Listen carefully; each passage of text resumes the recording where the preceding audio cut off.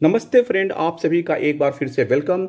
और फ्रेंड्स, जैसा कि रिजर्व बैंक ऑफ इंडिया ने अपनी मॉनेटरी पॉलिसी का डिक्लेरेशन किया, अकॉर्डिंगली रिजर्व बैंक के गवर्नर श्री संजय मल्होत्रा ने बताया कि आरबीआई रेपो रेट में कट हुआ।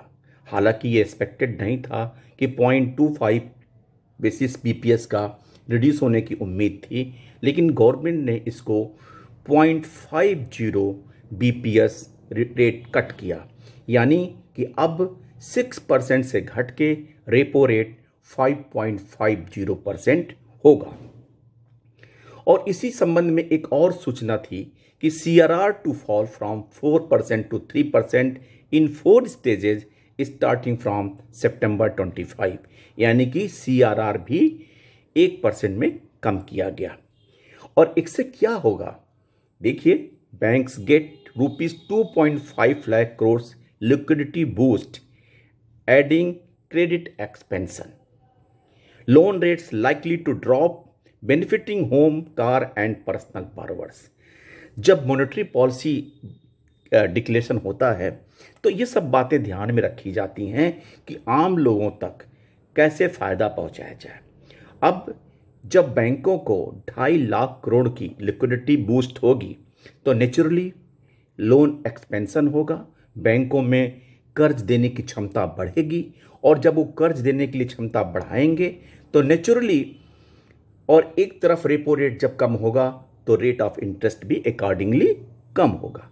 लेकिन यहाँ पे डिपॉजिटर्स के लिए है कि जो फिक्स डिपॉजिट्स पे रेट्स पहले ज़्यादा चल रहे थे उसमें रेट थोड़ा कट होगा।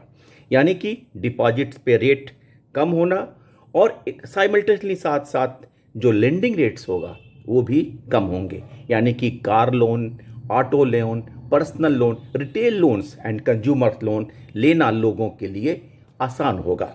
आइए डिटेल में चर्चा करते हैं। आमतौर भाषा में जनरल लोग नहीं जानते हैं कि रेपो रेट क्या होता है।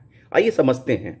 जिस तरह से आप अपनी ज़रूरतों को पूरा करने के लिए बैंक से कर्ज लेते हैं और उसके एक निर्धारित ब्याज के साथ चुकाते हैं, उसी तरह public sector banks, private sector banks and commercial banks अब क्षेत्र की को भी अपनी ज़रूरतों को पूरा करने के लिए लोन लेने की ज़रूरत पड़ती है। और ऐसे में भारतीय रिजर्व बैंक की ओर से जिस ब्याज दर पर बैंक को लोन दिया जाता है उसे हम रेपो रेट कहते हैं। यानी कि बैंक्स जिस रेट पे आरबीआई से मनी लेती है, उधार लेती है, बोरोइंग करती है, उस रेट को हम रेपो रेट कहते हैं। अब रेपो रेट एक तरह से बेंचमार्क होता है जिसके आधार पर अन्य बैंक आम लोगों को देने वाले, यानी कॉमन बैंक को दिए जाने वाले लोन के इंटरेस्ट रेट को फिक्स करते हैं। जब रेपो रेट बढ़ता है तो बैंकों का कर्ज ज़्यादा ब्याज पर मिलता है। ऐसे में बैंक आम आदमी के लिए home loan, car loan, personal loan की ब्याज दर को बढ़ा देती है और इसका असर सीधे ईएमआई पे पड़ता है। वहीं जब रेपो रेट घटता है तो बैंकों को आरबीआई से कर्ज सस्ती दर पर मिलती है। ऐसे में बैंक अपने ग्राहकों को वो सुविधा पासान करता है और उनका जो लेंडिंग रेट है वो कम हो जाता है। और जब लेंडिंग रेट कम होता है तो उनका ईएमआई भी अकॉर्डिंगली कम होता है और उससे उनके ऊपर बर्डन नहीं पड़ता है। चलिए हम एग्जाम्पल के लिए देखते हैं कि अगर आपने 8.5% की ब्याज दर से 20 लाख का होम लोन 20 साल के लिया है तो अभी आपकी ईएमआई 17,356 रुपये महीने होगी। लेकिन रेपो रेट में 0.50% की कटौती के बाद आपकी ईएमआई 8% ब्याज दर के हिसाब से अगर कैलकुलेट करें तो ये घट के 16,729 रुपये हो जाएगी। ऐसे में आपको 7,524 रुपये सालाना आप सेव कर सकेंगे। चलिए मानते हैं कि अगर आपने 30 लाख रुपए का लोन 20 साल के लिए लिया है तो मौजूदा ईएमआई 26,035 रुपये होगी। रेपो रेट में गिरावट के बाद ये रेट 8% मान के चल रहे हैं तो आपका 25,093 रुपये हो जाएगी और सालाना 11,034 रुपये की आपकी बचत होगी। अगर आपने 50 लाख का लोन 30 साल के लिए लेने पर आपने 8.5% इंटरेस्ट के हिसाब से लिया है तो आपकी EMI 38,446 रुपये होगी। रेपो रेट में घटाव कट के बाद ये रेट अगर 8% के हिसाब से आपको 36,688 रुपये की EMI देनी होगी, यानी ऐसे में आप 21,096 रुपये सालाना बचाएंगे।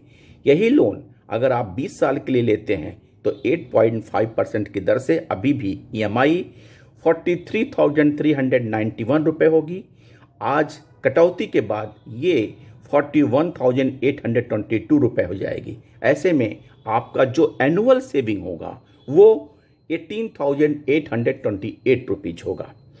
अगर आपने 8.7% की ब्याज दर से 3 लाख का ऑटो लोन लिया है, 5 साल के लिया है, तो अभी आपकी EMI 6,184 रुपये होगी।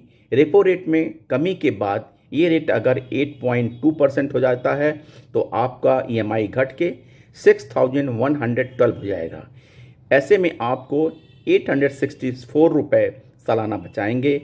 इतना ही लोन अगर आपने 3 साल के लिए लिया है तो 8.7% की ब्याज दर से अभी आपको 9,498 रुपये की होगी। रेपो रेट में कटौती के बाद आपकी EMI घटकर 9,429 रुपये हो जाएगी। ऐसे में आप 828 रुपये सालाना बचा लेंगे। यानी कि इस रेपो रेट से आम जनों को फ़ायदा पहुंचाने के लिए ये कटौती की गई है, ताकि बैंकों को ज़्यादा से ज़्यादा लिक्विडिटी अमाउंट मिले और वो लोन का यानी कि कर्ज का एक्सपेंशन कर सकें और आम जन तक पहुंच सकें।